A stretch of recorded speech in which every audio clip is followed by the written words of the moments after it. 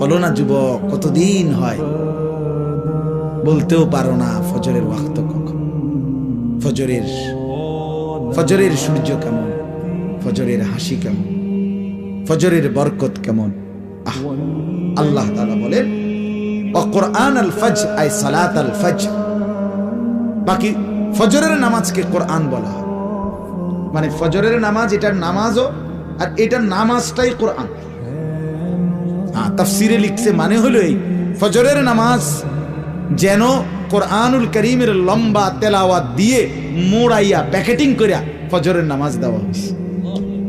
ফজরের নামাজ যেন কোরআন মোড়ানো, কোরআন দ্বারা প্যাকেটিং করা। এই জন্য ফজরের নামাজের তেলাওয়াত কোরআন শরীফ লম্বা হয়, লম্বা হয় না? হ্যাঁ, লম্বা তেলাওয়াত স্বাভাবিক। যেই কোনো ইমাম 4 ওয়াক্ত নামাজের চাইতে ফজরের ওয়াক্তে